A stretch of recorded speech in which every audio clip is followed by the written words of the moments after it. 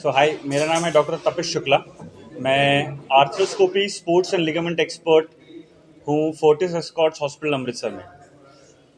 हमने 9 महीने पहले फोर्टिस एस्कॉर्ट्स हॉस्पिटल में एक स्पोर्ट्स इंजरी डिपार्टमेंट शुरू किया है, जिसमें हम all kinds of ligament injuries of knee, ankle, shoulder या बॉडी में कहीं पर भी आपको लिगामेंट इंजरीज होती है, हम आर्थ्रोस्कोपी यानी दूरबीन की मदद से वो इंजरीज को काफ़ी इजीली टैकल कर सकते हैं। नॉट ओनली आर्थ्रोस्कोपिकली, बट अगर हम काफ़ी सारी इंजरीज रहती है जो बिना सर्जरी के लेकिन क्लोज्ड कंजर्वेटिव मैनेजमेंट की तरीके से बहुत अच्छे से मैनेज की जा सकती है, सो दैट कोई भी एथलीट, कोई भी स्पोर्ट्स प्लेयर का जो करियर है वो हैम्पर ना हो, वो कुछ भी तरीके से रुके ना। इसलिए हमने ये डिपार्टमेंट शुरू किया। First of all, I would like to thank all of you for coming here. Today we are going to tell you a story about one of my favorite patients, Shine Salhotra एक 16 साल के national football player हैं। She is very passionate with respect to her sport. I remember आज से 4 महीने पहले खेलते खेलते शाइन को एक इंजरी हुई थी।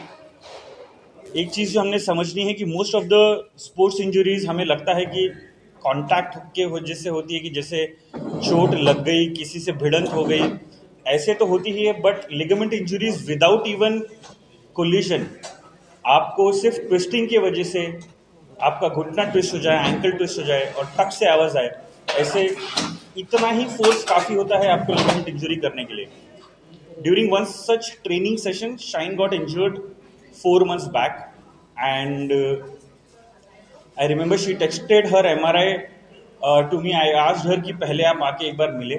I examined her. उनका टिपिकल हिस्ट्री था कि खेलते वक्त उनका पैर ट्विस्ट हो गया और उनकी नी से टक की आवाज़ आई और तुरंत स्वेलिंग हो गई। After that she was not able to walk for 2-3 days। 2-3 दिनों चल नहीं पाए, लेकिन जैसे ही सूजन कम हुई वो चलने लगे। जब हमने उनको एग्जामिन किया तब हमने पाया कि उनकी लिगामेंट इंजरी काफ़ी सीवियर है उनके घुटने में। वो अपने फादर साहब के साथ में मेरे ओपीडी में आए थे। आई मेड देम अंडरस्टैंड कि अगर हमें कॉम्पिटिटिव लेवल पर स्पोर्ट्स खेलना है तो हम इस लेवल की इतनी सीवियर लिगामेंट इंजरी को इग्नोर नहीं कर सकते हैं। जब हमने ये लेवल की लिगामेंट इंजरी अगर हमने इग्नोर करी तो कॉम्पिटिटिव लेवल पर स्पोर्ट्स खेलना हमारा बहुत ज़्यादा मुश्किल हो जाएगा।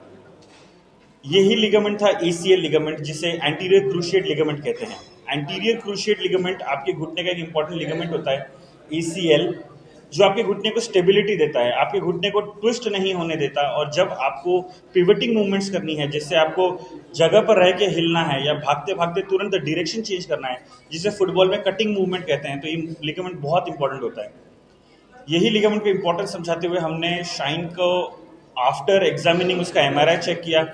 MRI पे भी सिमिलरली ACL की इंजरी, घुटने के अंदर शॉक एब्जॉर्बर होते हैं जिन्हें मेनिस्कस कहा जाता है, मेनिस्कस की इंजरी, और साथ ही में एक और लिगामेंट ALL यानी एंटेरो लैटरल लिगामेंट। अब ये चीज़ हमने समझनी बहुत ज़रूरी है कि जैसे जैसे साइंस एडवांस करता है हमारी सर्जिकल टेक्निक भी और बेटर होती जाती है। ALL लिगामेंट के बारे में हमें एज ए सर्जन्स को ही लेटली पिछले 4 से 5 सालों में काफ़ी डेटा हमें पता लगा है कि अगर हमारी ACL इंजरी होती है तो एथलीट्स में हमें ये देखना बहुत ज़रूरी है कि साथ ही साथ उन्हें एक छोटा लिगामेंट होता है ALL, अगर उसकी इंजरी रही और हमने अगर वो मिस कर दी तो ACL ऑपरेशन करने के बाद में भी जो पेशेंट रहता है वो अपने पूरे एक्टिविटीज़ रिज्यूम अच्छे से नहीं कर पाता है। ये ALL लिगामेंट के बनाने के प्रोसीजर को ही LET यानी लैटरल एक्स्ट्रा आर्टिकुलर टेनोडिसीज कहते हैं।